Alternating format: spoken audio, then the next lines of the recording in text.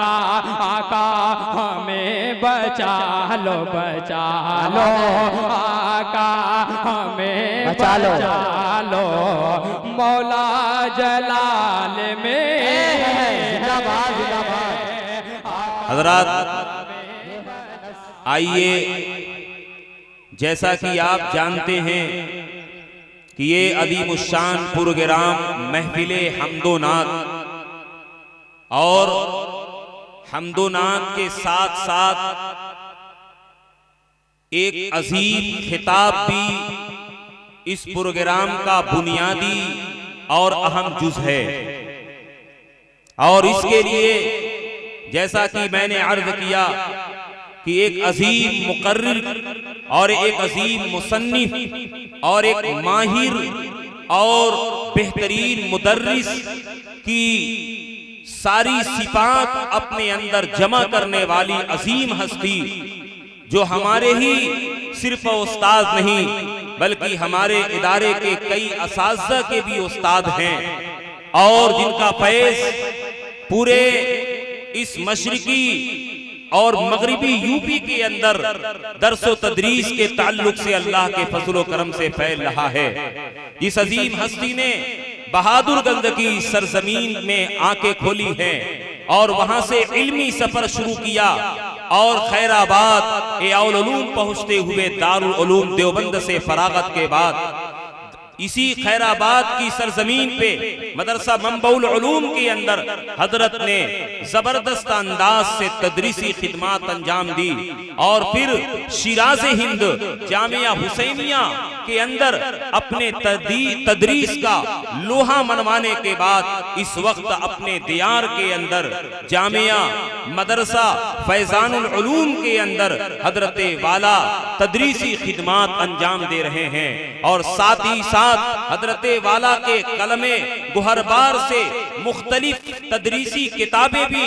وہ نکل چکی ہیں اور جو مقبولیت کے مقام کو پہنچ چکی ہیں۔ آج اللہ کا فضل ہے، کرم ہے، اور جس قدر بھی اس نعمت کے اوپر شکر کیا جائے کم ہے کہ آج حضرت والا ہمارے درمیان تشریف فرما ہے۔ انشاءاللہ حضرت کا انتہائی وقی مقلل مدلل خطاب ہوگا۔ آپ حضرات سے میں درخواست کر رہا ہوں کہ مجمع کے اندر آ کر کے بیٹھ جائیں اور پورے وقار اور سنجیدگی کے ساتھ سنیں۔ انشاءاللہ آپ کا دل گواہی دے گا کہ آپ کا آنا اور آپ کا یہاں پر وقت لگانا یہ ضائع نہیں جائے گا، بلکہ آپ اپنے دامن مراد کے اندر لالو گوہر بھر کر کے لے کے جائیں گے۔ میں حضرت مولانا عظیم الرحمن صاحب دامت برکاتہم العالیہ کی خدمت میں دست بست عرض رسا ہوں کہ حضرت والا تشریف لا کر کے اپنے قیمتی بیان سے ہمیں محظوظ فرمائیں اور مستقبل کی راہوں کے اوپر چلنے کا ہمیں بہترین پیغام دیں، اس کی روشنی کے اندر ہم اپنی زندگی کے سفر کو کامیابیوں کی منزلوں سے ہمکنار کر سکیں۔ السلام علیکم ورحمۃ اللہ وبرکاتہ۔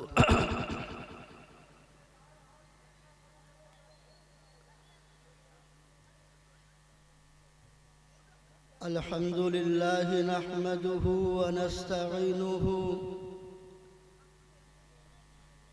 ونستغفره ونؤمن به ونتوكل عليه ونصلي ونسلم على رسوله محمد بن عبد الله الأمين وعلى آله وصحبه أجمعين، أما بعد، فأعوذ بالله من الشيطان الرجيم،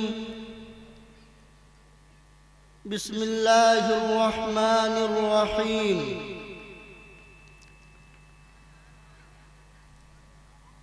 يا أيها الذين آمنوا قوا أنفسكم وأهليكم نارا وقودها الناس والحجارة وقال تعالى في موضع آخر: من ذا الذي يقرض الله قرضا حسنا فيضاعفه له أضعافا كثيرة. وقال رسول الله صلى الله عليه وسلم: طلب العلم فريضة على كل مسلم، أو كما قال عليه الصلاة والسلام. وقال رسول الله صلى الله عليه وسلم في رواية أخرى: من خرج في طلب العلم فهو في سبيل الله حتى يرجع، أو كما قال عليه الصلاة والسلام. صدق الله العظيم وصدق رسوله النبي الكريم. يا رب صل وسلم دائما أبدا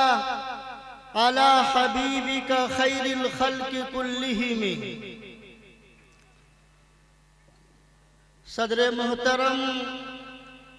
معزز علماء کرام اور حاضرین گرامی، بعد الحمد والصلاۃ لائق تعریف اور قابل مبارکباد ہیں مدرسہ عربیہ رحمانیہ ولید پور کے ذمہ داران، کارکنان اور اساتذہ، جنہوں نے تعمیر نسواں کی مناسبت سے آج کی عظیم الشان محفل حمد و نعت کا انعقاد کیا۔ اللہ رب العالمین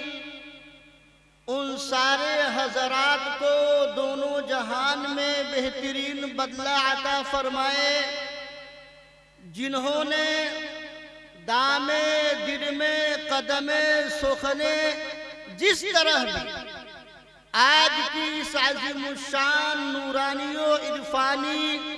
مجلس کو سجانے اور سنوارنے میں تعاون کیا۔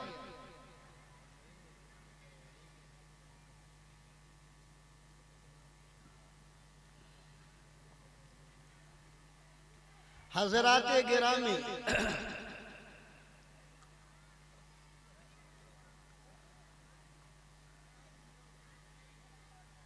آدم علیہ السلام سے لے کر قیامت تک آنے والے سارے انسانوں کی اصل کامیابی یہ ہے کہ وہ جہنم سے بچ کر جنت میں چلا جائے۔ فَمَنْ زُحْزِحَ عَنِ النَّارِ وَأُدْخِلَ الْجَنَّةَ فَقَدْ فَازَ۔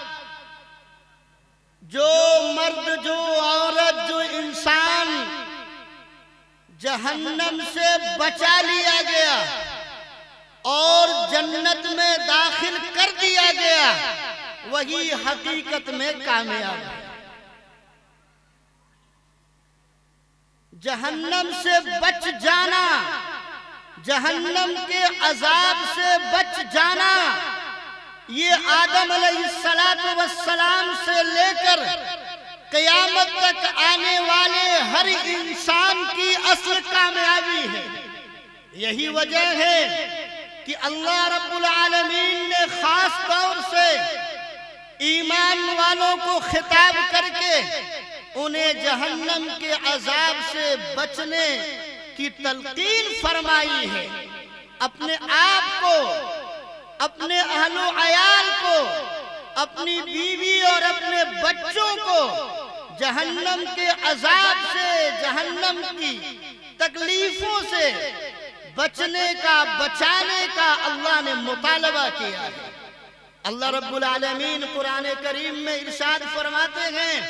یا ایھا الذین آمنو، اے ایمان والو، اے وہ سارے انسانوں جنہوں نے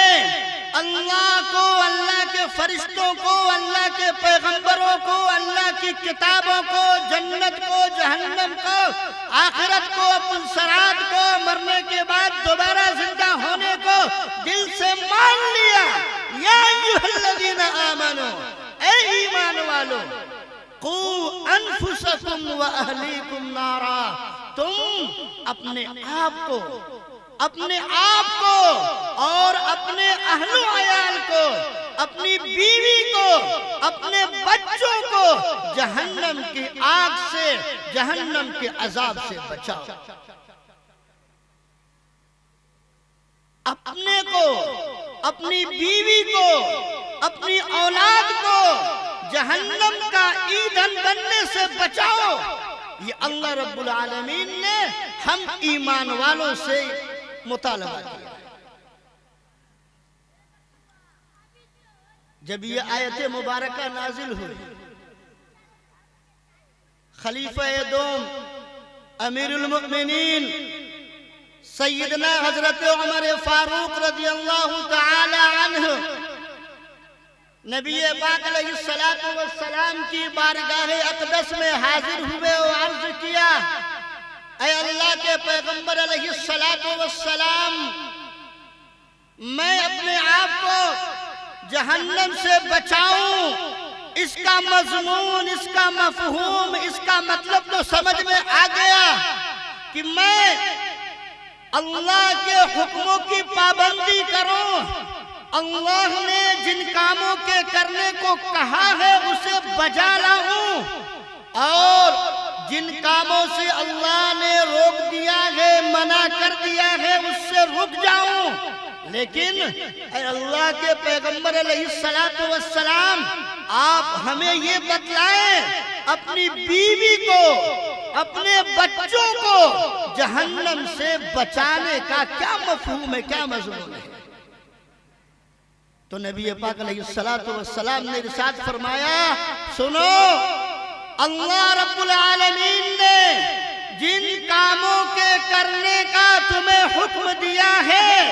جن معمورات کا تمہیں پابند بنایا ہے، تم اپنی بیوی کو، اپنے بچوں کو، اپنی بچیوں کو وہ بتاؤ، وہ سمجھاؤ۔ اللہ رب العالمین نے جن کاموں سے تمہیں روک دیا ہے، منع کر دیا ہے، تم ان منہیات کو، ان منکرات کو، ان فحاشیوں کو اپنی بیوی کو، اپنے بچوں کو، اپنی بچیوں کو سمجھاؤ، بتاؤ کہ یہ منکرات ہیں، اور جو کرنے کے کام ہیں انہیں ابھارو کہ اسے بجا لے، اور جو بچنے کے کام ہیں انہیں سمجھاؤ کہ اس سے دور رہیں، پاک رہیں، بچے رہیں۔ یہی اپنی بیوی کو، اپنے بچوں کو، اپنی بچیوں کو جہنم سے بچانے کا مطلب ہے۔ اسی آیت مبارکہ کی روشنی میں فقہائے کرام نے یہ بات سمجھائی، یہ بتلائی کہ باپ کے ذمے ہے اپنی بیوی، اپنی اولاد، اپنے بچوں اور بچوں کی تعلیم و تربیت، دین اسلام کے بنیادی احکام و فرائض، حلال اور حرام کے سلسلے میں اپنی بیوی کو سمجھانا اور بتانا، اپنے بچوں اور بچیوں کو سمجھانا اور بتانا، یہ باپ کی ذمہ داریوں میں سے ہے، یہ باپ کے فرائض میں سے ہے۔ جس طرح باپ کے ذمہ یہ ہے کہ وہ خود جانے حلال کیا ہے، کرنے کے کام کیا ہے تاکہ اسے بجا لے، حرام کیا ہے، بچنے کے کام کیا ہے تاکہ وہ اس سے دور رہے۔ اس کے ذمے یہ بھی ایک فریضہ ہے کہ وہ اپنی بیوی، اپنی اولاد کو ان حلال و حرام کے سلسلے میں سمجھائے، انہیں بتلائے۔ جس طرح ہم باپ اپنی بیوی کے لیے، اپنے بچوں اور بچیوں کے لیے کھانے پینے، رہنے سہنے، اوڑھنے پہننے کے انتظام کرتے ہیں۔ بیوی کا نفقہ و سکنا شوہر کے ذمہ واجب ہے۔ اولاد جب تک نابالغ ہے اس کا نفقہ و سکنا شوہر کے ذمہ ہے۔ جس طرح ہم اپنی بیوی اور بچوں کے لیے کھانے پینے، رہنے سہنے کے عمدہ سے عمدہ انتظامات کرتے ہیں، اس کے لیے کہیں کوئی ملازمت کرتا ہے، کہیں کوئی کھیتی کرتا ہے، کہیں کوئی بزنس کرتا ہے، دکان کرتا ہے، کہیں کوئی لوم اور پاور لوم چلا رہا ہے، جس طرح یہ سب کام کر کے ہم اپنی بیوی اور بچوں کے رہنے سہنے کھانے پینے کے انتظامات کرتے ہیں، جس طرح اسے اپنی ذمہ داری سمجھتے ہیں، اس سے کہیں بڑھ کر باپ کی یہ ذمہ داری ہے کہ اپنی بیوی اور اپنی اولاد کی دینی تعلیم و تربیت کرے، دینی تعلیم و تربیت کرے۔ اپنی بیوی کو بیٹھا کے یہ بتائے، یہ سمجھائے، اپنے بچوں اور بچیوں کو بیٹھا کر کے یہ بتائے، یہ سمجھائے، یہ کام کرنے کے ہیں، اسے کرنا ہے، اس کے کرنے کا یہ طریقہ ہے، وضو کرنے کا یہ طریقہ ہے، غسل کرنے کا یہ طریقہ ہے، وضو میں اتنی چیزیں فرض ہیں، غسل میں اتنی چیزیں فرض ہیں، ایمان یہ ہے، نماز یہ ہے، نماز کے یہ فرائض ہیں، نماز کے یہ واجبات ہیں، نماز کے یہ مسنونات ہیں، یہ اعمال اس طرح کرنے ہیں، یہ باپ کے ذمہ ہے، یہ باپ کے ذمہ ہے۔ نبی پاک علیہ السلام نے ایک حدیث میں ارشاد فرمایا، ما نحل والد ولدہ افضل من ادب حسن۔ آج ہم باپ، آج ہم گھر کے گارجین اور ذمہ دار بس اسی کو اپنا فریضہ سمجھتے ہیں، ملازمت کر لیا، لوم چلا لیا، دکان پر بیٹھ گئے، کچھ آمدنی ہو گئی، اپنی بیوی اور بچوں کے لیے کھانے پینے کا انتظام کر دیا، عید کا موقع ہے، تہوار کا موقع ہے، اچھے سے اچھے کپڑے لا دیے، انہیں پہنا دیے، جاڑے کا موسم آیا، لحاف کا انتظام کر دیا، گدے کا انتظام کر دیا، اسی کو اپنی اصل ذمہ داری سمجھتے ہیں۔ آپ غور کر کے دیکھ لیجئے، کبھی ہم نے اپنی بیوی کو یا اپنے بچوں کو یا اپنی بچیوں کو لے کر کے بیٹھ کر کے کبھی ان سے ایمان کی عظمت پر گفتگو کی ہے، ایمان کے تعلق سے کچھ باتیں کی ہیں، وضو کرنے کا طریقہ کیا ہے، غسل کرنے کا طریقہ کیا ہے، نماز پڑھنے کا طریقہ کیا ہے، کیا اس کے تعلق سے کبھی مذاکرہ کیا؟ اسے ہم اپنی ذمہ داری نہیں سمجھتے۔ دنیاوی اعتبار سے، رہنے سہنے کھانے پینے کے اعتبار سے بہتر نظم ہو جائے، اچھا سے اچھا انتظام ہو جائے، اسی کو ہم اصل تحفہ اور اصل چیز سمجھتے ہیں، اپنی بیوی کے لیے بھی، اپنی اولاد کے لیے بھی۔ حالانکہ نبی پاک علیہ السلام نے ارشاد فرمایا، ما نحل والد ولدہ افضل من ادب حسن۔ کسی باپ نے اپنی اولاد کو بہترین تعلیم و تربیت سے افضل اور بہتر کوئی تحفہ نہیں دیا، کوئی گفٹ نہیں کیا۔ ہم نے اپنی اولاد کو، اپنے بچوں کو، اپنی بچیوں کو دین کے تعلق سے سمجھا دیا، ان کا مزاج دینی بنا دیا، دین اسلام کے جو بنیادی پیغامات ہیں ہم نے انہیں سمجھا دیا، انہیں بتا دیا، تو سمجھئے یہ حقیقت میں عظیم تحفہ ہے جو ایک باپ کی طرف سے اپنی اولاد کو ملا ہے، اپنی اولاد کو ملا ہے۔ اولاد کے تعلق سے ہم یہ جانتے ہیں کہ اولاد پر والدین کی کیا ذمہ داریاں ہیں، کیا حقوق ہیں، کیا فرائض ہیں۔ اس میں کوئی شک و شبہ نہیں ہے کہ والدین کے حقوق و فرائض اولاد کے ذمہ بہت ہیں، بہت ہیں، قرآنی آیات اور نبوی احادیث بھری پڑی ہوئی ہیں، لیکن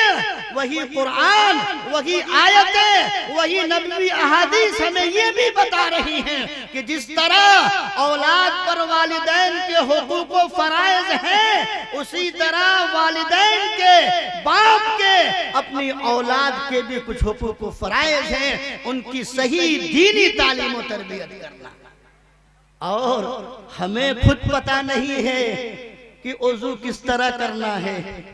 ہمیں خود علم نہیں ہے نماز کس طرح پڑھنی ہے، تو ہم اپنے بچوں کو، اپنی بچیوں کو کیا سمجھائیں گے، کیا بتائیں گے؟ ہم خود ہوٹلوں میں بیٹھ کر کے ایک دوسروں کی شکایتیں کرتے ہیں، غیبتیں کرتے ہیں، جھوٹ بولتے ہیں، ہم اپنی بیوی کو، اپنے بچوں کو کیا بتائیں گے، کیا سمجھائیں گے؟ ہمیں خود ہی نہیں پتا ہے، ہمیں قرآن صحیح سے پڑھنا آتا ہی نہیں ہے، حروف کی رعایت کرتے ہوئے، تصحیح مخارج کے ساتھ مد غنہ اخفا کی رعایت کرتے ہوئے ہمیں خود قرآن پڑھنا نہیں آتا، تو میں اپنی بیوی کو، اپنے بچوں کو، اپنی بچیوں کو کیا سکھاؤں گا، کیا بتلاؤں گا؟ یہ ذمہ داری ہے۔ یا ایھا الذین آمنوا قوا انفسکم واہلیکم نارا، یہ باپ کی ذمہ داری ہے، خود کو بھی جہنم سے بچائے، اپنی بیوی اور اولاد کو بھی جہنم کی آگ سے بچائے، یہ باپ کی ذمہ داری ہے۔ اسی لیے اللہ رب العالمین نے اپنے نبی کی زبانی یہ بات بھی کہلوا دی، طلب العلم فریضۃ علی کل مسلم، علم دین کا حاصل کرنا، قرآن و حدیث اور اس سے مستنبط احکام و مسائل کو، جو بنیادی احکام و مسائل ہیں اس کو جاننا، حاصل کرنا، سیکھنا، یہ ہر مسلمان کے ذمہ فرض ہے۔ اللہ رب العالمین پر ایمان لانے اور نبی پاک علیہ السلام کی رسالت کو قبول کرنے کے بعد، لا الہ الا اللہ محمد الرسول اللہ کے بعد، اللہ کی الوہیت، اللہ کی مالکیت، اللہ کی ربوبیت، اللہ کی خالقیت کو تسلیم کرنے کے بعد،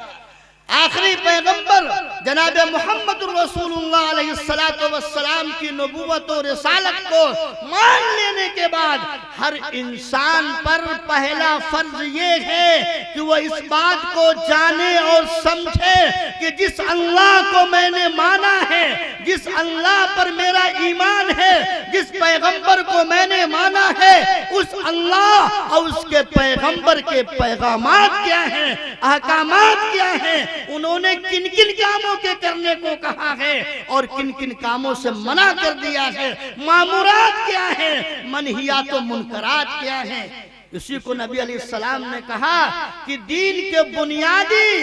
احکام و مسائل کے علم کو سیکھنا، حاصل کرنا، یہ ہر مسلمان کے ذمہ فرض ہے۔ یاد رکھیے، دین اسلام کے جو احکامات ہیں ان میں کچھ فرض ہیں، کچھ واجب ہیں، کچھ مسنون ہیں، کچھ مستحب ہیں، کچھ جائز ہیں۔ جو احکام و مسائل فرض ہیں ان کا سیکھنا بھی فرض ہے،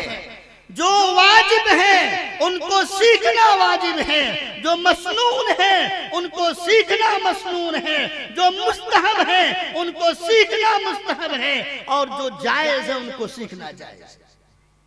مامورات، اللہ کے حکام، مثال لیجئے، نماز ہر عاقل بالغ مسلمان مرد و عورت پر 24 گھنٹے میں 5 وقت کی نمازیں فرض ہیں۔ اب نماز میری کیسے ہوگی؟ نماز میری درست کیسے ہوگی؟ اب نماز کے جو فرائض ہیں ان کو سیکھنا فرض ہے، نماز کے جو واجبات ہیں ان کو سیکھنا واجب ہے، جو احکام فرائض کی قبیل سے ہیں ان کو سیکھنا بھی فرض ہے، جو احکام واجبات کی قبیل سے ہیں ان کو سیکھنا واجب ہے۔ قرات نماز کے فرائض میں سے ہے، بغیر قرات قرآن کے نماز درست نہیں ہوگی، تو ہر مسلمان مرد و عورت کے ذمے قرآن کو اتنا پڑھنا اتنا یاد کرنا فرض ہے جس سے اس کی نماز ہو جائے،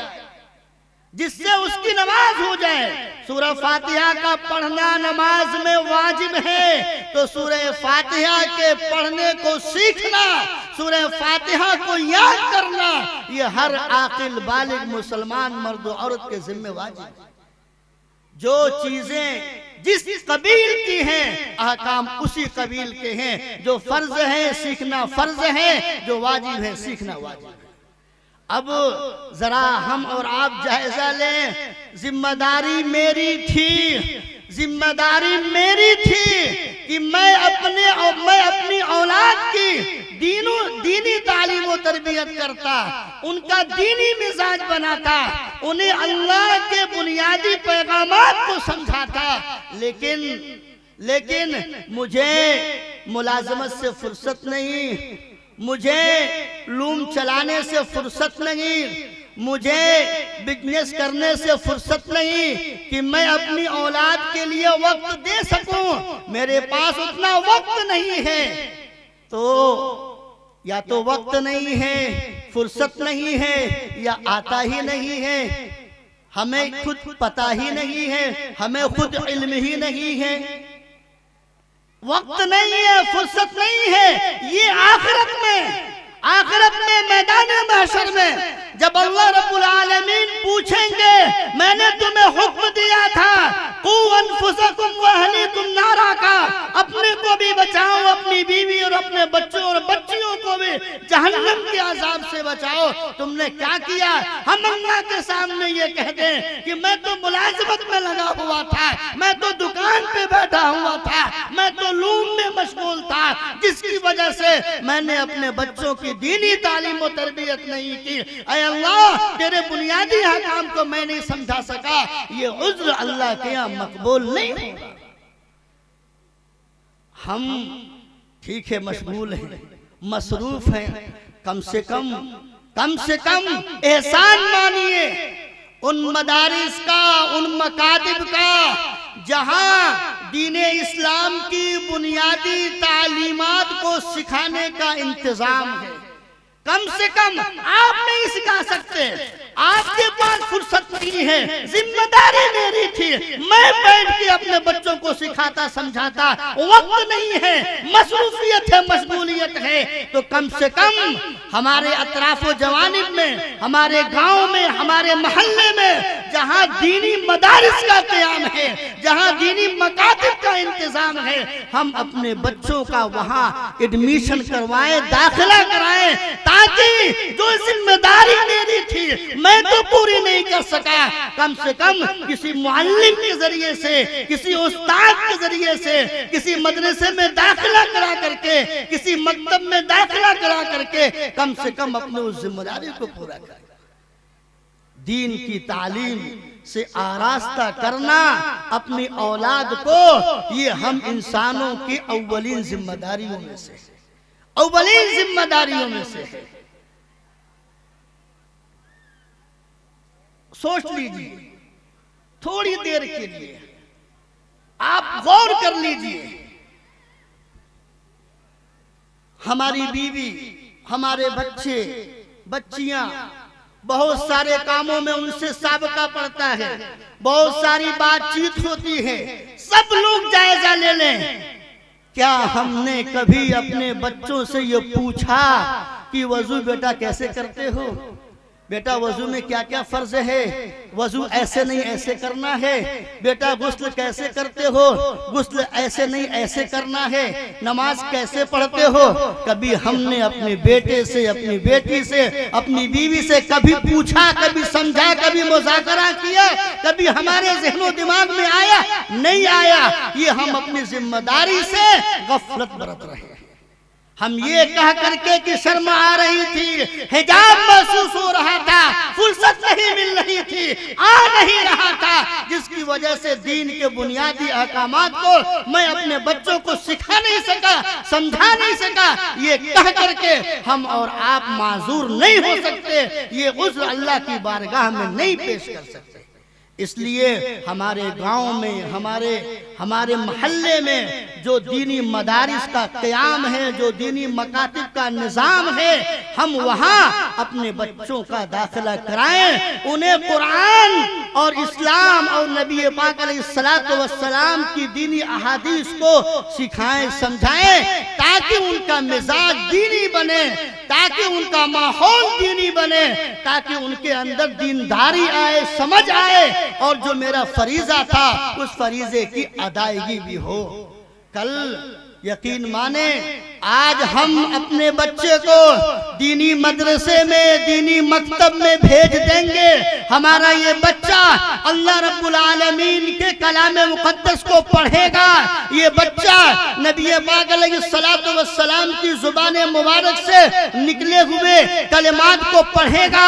اللہ اس کے پیغمبر نے آیات و روایات میں جو باتیں کہی ہیں، ان سے جو احکامات نکلے ہوئے ہیں، مستنبط ہیں، ماخوذ ہیں، ان احکامات کو سیکھے گا، سمجھے گا، تو یہ بچہ دنیا و آخرت دونوں جہان میں سرخروئی کا باعث بنے گا، دونوں جہان میں اس کے اندر اچھائی اور بہتری آئے گی۔ ہمارے جس ماحول میں وہ رہ رہا ہوگا، جس محلے میں رہ رہا ہوگا، جس خاندان سے اس کا تعلق ہوگا، دنیاوی اعتبار سے وہ پڑھا لکھا بچہ ایک اپنے خاندان کے نام کو روشن کرے گا، یہ دنیاوی اعتبار سے اسے اچھا جانا جائے گا، یہ حافظ قرآن ہے، یہ عالم دین ہے، یہ دین کا جاننے والا ہے، یہ قرآن کا حافظ ہے، اس کے سینے میں 30 پارے محفوظ ہیں، اس کو اچھے القاب سے، اچھے ناموں سے اسے پکارا جائے گا، اس کی بھی سرخروئی ہوگی، اس کے والدین کی بھی ہوگی، اور اس کے خاندان کی بھی ہوگی۔ جب وہ صحیح ہوگا اور سارے لوگ اس قسم کے ہوں گے تو ہمارا یہ ماحول، یہ معاشرہ ایک صالح معاشرہ ہوگا، ایک اچھا معاشرہ ہوگا۔ یہ تو اور سنیے، ہم اپنے بچوں کو دینی مدرسے میں، دینی مکتب میں قرآن و حدیث کی بنیادی تعلیمات کو سیکھنے کے لیے، حاصل کرنے کے لیے جب بھیجیں گے، جب وہ قرآن سیکھے گا، جب وہ نبی پاک علیہ السلام کی حدیثوں کو سیکھے گا، اور ان دونوں سے مستنبط جو احکام شرعیہ ہے، وضو کرنے کا طریقہ، غسل کرنے کا طریقہ، نماز پڑھنے کا طریقہ، ان سارے مسائل کو وہ سیکھے گا، جانے گا، تو نبی پاک علیہ السلام کے فرمان کے مطابق وہ بچہ دنیا کے سارے انسانوں میں کہیں سب سے بہتر آئے گا۔ ان بچوں کے لیے نبی پاک علیہ السلام نے، جن کا تعلق قرآن سے ہوتا ہے، جن کا تعلق حدیث سے ہوتا ہے، جن کا تعلق دینی احکام و مسائل سے ہوتا ہے، نبی پاک علیہ السلام نے آخرت کے لیے، آخرت کے اعتبار سے اور دنیا کے اعتبار سے ان سارے بچوں کے لیے، ان ساری بچیوں کے لیے خیر کی بات کی ہے۔ یہ دنیا کے سارے انسانوں میں بہتر ہوگا۔ کہیں نبی پاک علیہ السلام نے ان طلباء و طالبات کے لیے، ان بچوں اور بچیوں کے لیے کہیں ہریالیوں، سرسبزیوں، شادابی کی دعائیں دی ہیں، کہیں اللہ نے انہیں کہا کہ اللہ جس کے ساتھ خیر مقدر فرماتے ہیں اسے دین کے بنیادی احکامات کو سکھاتے ہیں، سمجھاتے ہیں، جتنے فضائل آئے ہیں ان ساری فضیلتوں کا وہ بچہ مستحق ہوگا۔ اور پھر کل چل کر کے جو ہمارا رونا ہوتا ہے، بچہ بڑا ہو گیا، شادی کی عمر کو پہنچ گیا اور کام دھندا صحیح سے نہیں کر رہا ہے، ماں باپ کو جو شکایتیں ہوتی ہیں وہ شکایتیں نہیں ہوگی۔ جب مزاج دینی ہوگا، لڑکا دیندار ہوگا، لڑکی دیندار ہوگی، آگے اس سے کوئی شکایت نہیں ہوگی۔ مزید جو آگے شادی بیاہ کے مسئلے پیدا ہوتے ہیں وہ سارے مسائل بھی نہیں پیدا ہوں گے اگر ہم نے اپنے بچوں اور بچیوں کی دینی تعلیم کا انتظام کیا۔ پہلے یہ تو ذمہ داری میری تھی، میں سکھاتا، میں بتاتا، میں سمجھاتا، حلال کیا ہے، حرام کیا ہے، نہیں کر سکا۔ گاؤں میں، محلے میں مدرسہ ہے، مکتب ہے، وہاں دینی تعلیم کا انتظام ہے، سیکھنے سکھانے کا انتظام ہے، وہاں ہم اپنے بچوں کا داخلہ کرائیں، اپنی بچیوں کا داخلہ کرائیں۔ اس لائن میں دینی تعلیم اور دینی پیغامات کی لائن میں ہم اپنے بچوں کو بچیوں کو لگائیں گے، دنیا میں اچھا معاشرہ ہوگا، نیک نامی کا باعث ہوگا۔ آخرت میں کل ہم جب ہماری آنکھیں بند ہو جائیں گے، ہم مر کر کے چلے جائیں گے، ہم نے اپنے بچوں کا مزاج دینی بنایا ہوگا۔ تو نبی پاک علیہ السلام نے اس حدیث میں جو یہ بات کہی ہے کہ جب انسان مر جاتا ہے تو اس کے عمل کا سلسلہ ختم ہو جاتا ہے، مگر تین چیزوں کے ذریعے سے، مگر تین چیزیں ایسی ہیں کہ اس کا ثواب اس مرنے والے کو ملتا رہتا ہے، پہنچتا رہتا ہے۔ اس میں آخری بات جو نبی علیہ السلام نے کہی ہے، وَلَدٍ صَالِحٍ يَدْعُو لَهُ، ایک وہ اولاد، وہ لڑکے اور لڑکیاں، مرنے والا اپنے پیچھے ایسے بچوں کو چھوڑ جائے، ایسی بچیوں کو چھوڑ جائے جو نیک ہو، جو دیندار ہو اور اس کے لیے دعا کرتے ہو۔ ظاہر ہے جب ہم دنیا میں اپنے بچوں اور بچیوں کا مزاج دنیاوی زندگی میں جب ہم اپنے بچوں اور بچیوں کا مزاج دیندارانہ بنائیں گے، دینی بنائیں گے، تب ان میں صلاح و تقوی آئے گا، وہ نیک و صالح بنیں گے۔ اور کل جب ہماری آنکھیں بند ہوں گی، جہاں کوئی کسی کا کام آنے والا نہیں ہوگا، میرا یہ بچہ، میری یہ بچی جس کو میں نے دینی تعلیم سے آراستہ کیا تھا، جس کو میں نے مدرسے میں بھیجا تھا، جس کو میں نے مکتب میں بھیجا تھا، تاکہ وہ وہاں جا کر کے قرآن کے پڑھنے کو سیکھ لے، نماز پڑھنے کا طریقہ کیا ہے اسے سیکھ لے، میں نے اپنے بچوں کو بچیوں کو وہاں بھیج دیا تھا۔ ماحول دینی بن گیا، مزاج دینی بن گیا، صلاح و تقوی آ گیا۔ کل جب میں مر کے جاؤں گا، میری آنکھیں بند ہو جائیں گی، تو یہی میری اولاد جس کو میں نے آج پڑھایا تھا، قرآن سکھایا تھا، نبی پاک علیہ السلام کی حدیثوں کو بتایا تھا، حلال کیا ہے بتایا تھا، حرام کیا ہے بتایا تھا، یا کسی معلم کی نگرانی میں اس کی تعلیم ایسی دی تھی، اس کو تعلیم ایسی دی تھی، میں مر گیا ہوں، لیکن یہ بچہ میرے لیے دعا کرے گا، دعا کرے گا، نیک صالح بھی رہے گا، دعا کرے گا۔ میں تو وہاں قبر میں ہوں، میرا کوئی پرسان حال نہیں ہے، میں تنہا ہوں، میں قبر کی تاریکی میں اکیلے ہوں، وہاں اندھیرا ہی اندھیرا ہے، وہاں کچھ کام آنے والا نہیں ہے۔ لیکن یہ اولاد جس کو میں نے دینی تعلیم سے آراستہ کیا تھا، یہ اولاد ابا کے لیے دعا کرے گی، یہ بچہ ابا کے لیے دعا کرے گا، یہ بچی ابا کے لیے دعا کرے گی۔ ہم وہاں قبر میں رہیں گے، لیکن ان کی دعائیں ہم تک پہنچیں گی۔ اس لیے پہلی بات یہ کہ شوال کا مہینہ ہے، مدارس اسلامیہ کھلنے والے ہیں، ہم اپنے گھر کے بچوں اور بچیوں کو دینی تعلیم کے لیے جہاں بھی بہتر نظم ہے، انتظام ہے، ان مدارس میں بھیجیں تاکہ وہ قرآن کے پڑھنے کو سیکھیں، قرآن کے حافظ بنیں، دین اسلام کے عالم بنیں۔ اور مدرسہ عربیہ رحمانیہ ولی پور کے ذمہ داران نے جو انتہائی اہم قدم اٹھایا ہے تعمیر نسواں کا، جس کی غرض ابھی فی الحال تو 5 کے بعد 6, 7, 8 درجے کی تعلیمات کا انتظام، پھر آگے ان کے عزائم اور منصوبوں میں عالمہ، حافظہ، قاریہ، اس طرح کی بچیوں کو بنانا ہے، پیدا کرنا ہے، جو ان کے عزائم و منصوبے میں سے ہے۔ یہ انتہائی بہترین قدم ہے، یہ انتہائی بہت ہی بڑا قدم ہے۔ آپ مانیے، مسلمان مرد ہو کہ عورت ہو، نبی علیہ السلام نے جو یہ بات کہی کہ طلب العلم فریضہ علی کل مسلم، علم دین کا حاصل کرنا ہر مسلمان پر فرض ہے، وہ مسلمان مرد ہو، وہ مسلمان عورت ہو، اس سے کوئی بحث نہیں ہے۔ نماز جیسے مرد پر فرض ہے، ویسے ہی عورت پر بھی فرض ہے۔ نماز کس طرح ادا ہوگی، یہ مرد کے ذمے بھی جاننا ضروری ہے، عورت کے ذمے بھی جاننا ضروری ہے۔ قرآن کا پڑھنا مسلمان کے ذمے بھی ضروری ہے۔ قرآن کے پڑھنے کو سیکھنا، قرآن کے پڑھنے کو جاننا، حاصل کرنا، یہ مرد کے ذمہ بھی ضروری ہے، فرض ہے، عورت کے ذمہ بھی فرض ہے۔ عہد نبوی میں،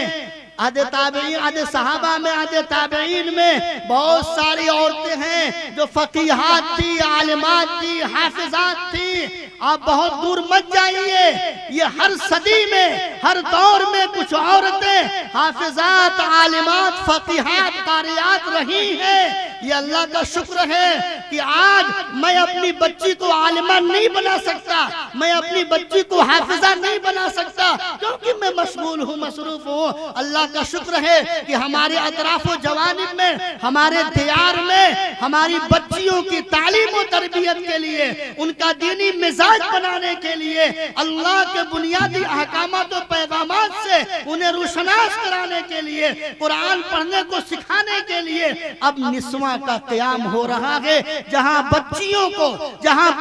کو دین کی بنیادی تعلیم سے آراستہ و پیراستہ کیا جائے گا۔ یہ کام انہوں نے شروع کیا ہے، اس کی بنیاد پڑ چکی ہے۔ تعمیر نسواں، جہاں بچوں کی تعلیم کا انتظام ہوگا، جہاں بچیوں کی تعلیم و تربیت کا انتظام ہوگا، عزائم و منصوبے میں سے آگے انہی بچیوں کو حافظات بنانا ہے، عالمات بنانا ہے، قاریات بنانا ہے۔ یہ ہر دور میں عورتیں ایسی رہی ہیں۔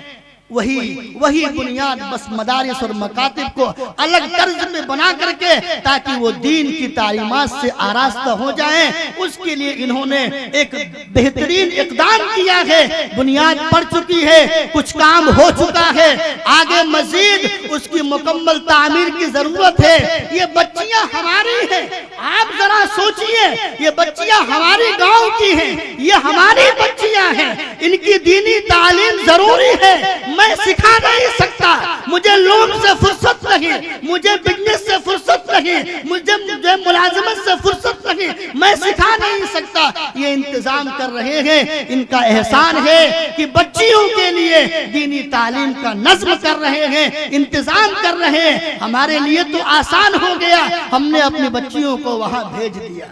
یہ بچیاں ہماری ہیں، یہ مستقبل میں آنے والے بچوں کی پہلی درسگاہ ہوں گی۔ یہ بچیاں ہماری ہیں، ان کی تعلیم کا نظم، ان کی تعلیم کا انتظام، ان کے لیے مکتب اور مدرسے کا انتظام، تعمیر کا انتظام، کمروں کا انتظام، اور کمرے میں جو بھی چیزیں رہتی ہیں ان سب کا انتظام کون کرے گا؟ بچی میری ہے، بچی میری ہے، اسے دینی تعلیم سے آراستہ کرنا ہے تو اس کا انتظام بھی مجھے ہی کرنا ہے، مجھے ہی کرنا ہے۔ اس کے لیے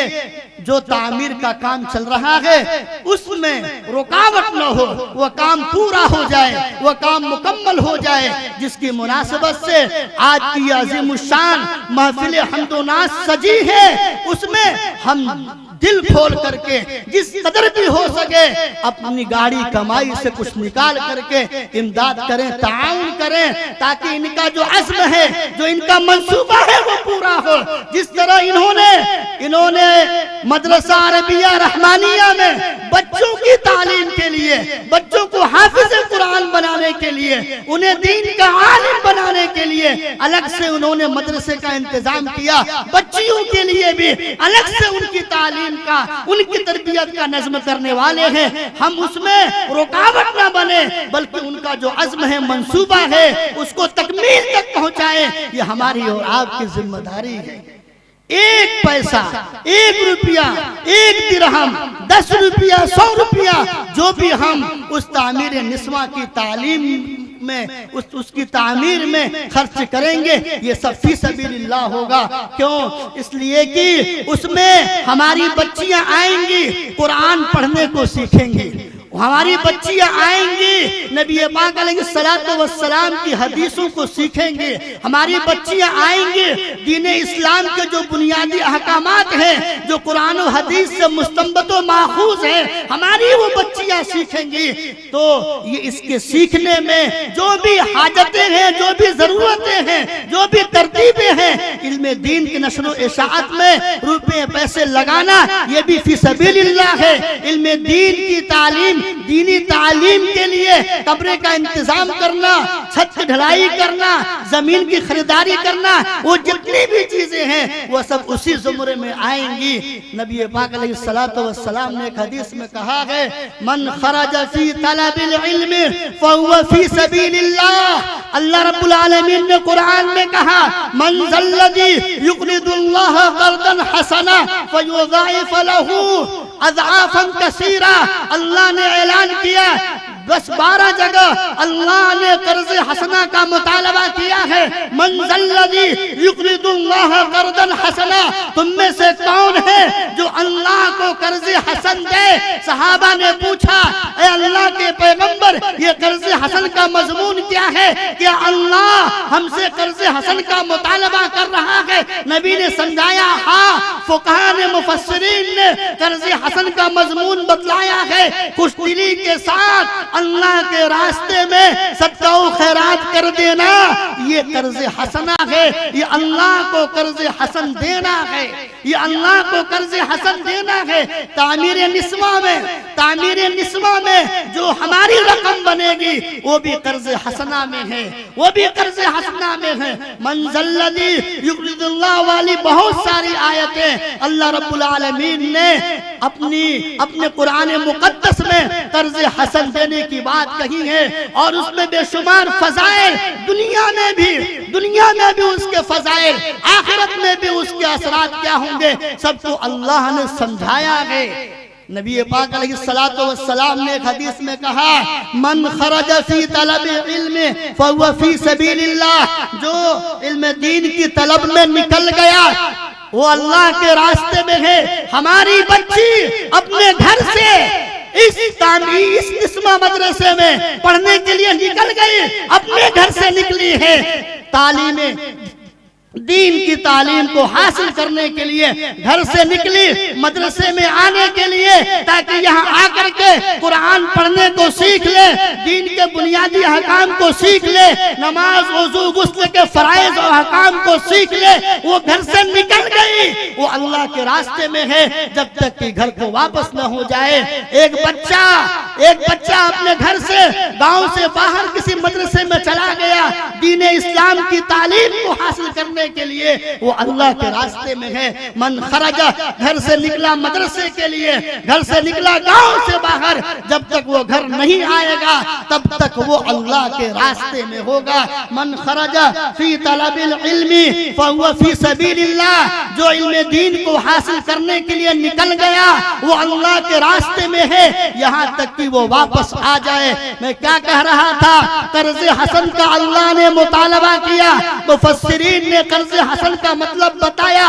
خوش دلی کے ساتھ اللہ کے راستے میں خرچ کرنا، یہ قرض حسن ہے، یہ قرض حسن ہے۔ دارالعلوم رحمانیہ کے ذمہ داروں نے جو تعمیر نسواں کا عزم کیا ہے وہ بچیوں کی دینی تعلیم و تربیت کا کیا ہے۔ بچی جب تک آئے گی، رہے گی، پڑھے گی، سیکھے گی، وہ اللہ کے راستے میں ہے۔ اب اس بچی کی تعلیم و تربیت میں، اس کے انتظام میں جو بھی حاجتیں، جو بھی ضرورتیں آ رہی ہیں ان میں پیسے کو لگانا، صرف کرنا، یہ سب فی سبیل اللہ کی ایک قسم ہے، یہ سب فی سبیل اللہ کا ایک فرد ہے۔ چاہے رقم جتنی ہو، کم ہو، زیادہ ہو، اس سے کوئی بحث نہیں ہے۔ ہم جو بھی رقم اس تعمیر نسواں میں لگائیں گے وہ سب کا سب اللہ کے حق میں قرض حسن ہوگا، اور اللہ رب العالمین کے فرمان کے مطابق اس کا فائدہ دنیا میں بھی ہوگا۔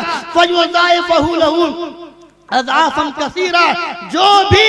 خوش دلی کے ساتھ اللہ کے راستے میں جتنی بھی رقم مقدر ہے لگائے گا، اللہ رب العالمین اسے بڑھا کر کے دے گا، دنیا میں فائدہ۔ نبی علیہ السلام نے اللہ کے حوالے سے بیان کیا، یا ابن آدم انفق انفق علیک، اے ابن آدم تم اللہ کے راستے میں خرچ کرو، میں تمہارے اوپر خرچ کرتا رہوں گا۔ ہم اللہ کے لیے بچیوں کی دینی تعلیم و تربیت کے انتظام کے لیے ہم رقم کو لگائیں گے، ہم خرچ کریں گے، اللہ رب العالمین کمی نہیں ہونے دے گا، برکتیں ڈال دے گا، اور ایسے غیب سے انتظامات کر دے گا کہ